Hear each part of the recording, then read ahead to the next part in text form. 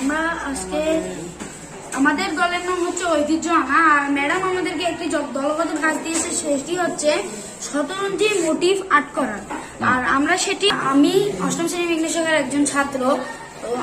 তো আমাদের শিল্প সংস্কৃতি শিক্ষণকালীন মূল্যায়নে ম্যাডাম আমাদেরকে একটি দলগত কাজ দিয়েছিল।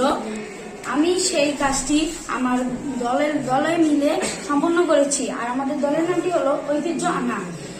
আমরা শতরঞ্জি মোটিভটি আর্ট করেছি যেভাবে, সেটি হলো আমরা প্রথমে এইভাবে ঘর আর্ট করেছি, লাইন টেনে টেনে অনেকগুলো। আমরা প্রতিটি ঘর একেবারে বর্গাকার ভাবে আর্ট করেছি। এরপর আমরা কর্নারে মিলিয়ে একটি পুরোটাতেই ডিজাইন করেছি, এবং তারপরে মাঝখানে সেম ডিজাইন কিন্তু একটু ছোট করে করেছি। তারপর মাঝখানে আমরা একটি অন্য রকমের ডিজাইন দিয়েছি। এখন আমরা এটি সকলের মতামত দিয়ে করেছি, এবং সকলে এক একজন এক এক কাজ করেছে। যেমন কেউ এই বক্সগুলো টেনেছে, কেউ রং করেছে, কেউ আবার শতরঞ্জির দাগগুলো টেনেছে, এরপর কেউ লেখাটা লিখবে। এতক্ষণ আমরা শুনলাম যে আমরা কাজটি কিভাবে করেছি। এখন আমি বলবো শতরঞ্জিতে এসেছে কোথা থেকে। শতরঞ্জি এসেছে রংপুর বিভাগের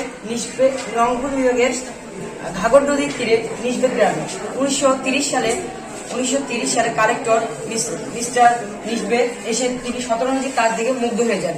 এই তার নাম অনুসারে এই শতরঞ্জি নিসবেদ গ্রাম রাখানো হয়।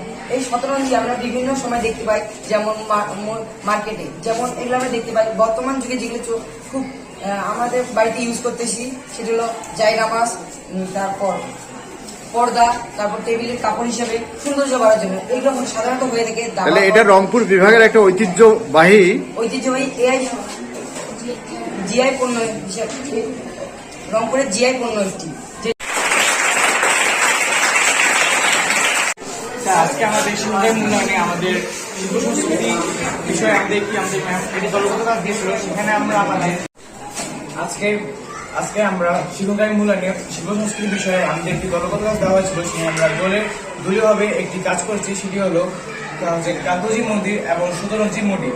কান্তজি মন্দির হলো কাহারোল দিনাজপুর জেলার কাহারোল থানার একটি ঐতিহ্যবাহী মন্দির, যেটি সম্পূর্ণ পোড়ামাটি ফলক দিয়ে নির্মিত। এবং শতরঞ্জি সেটি হলো রংপুর বিভাগের একটি ঐতিহ্যবাহী জিআই পণ্য, যেটি ঘাগর নদীর তীরে অবস্থিত, যেটি একটি ভৌগোলিক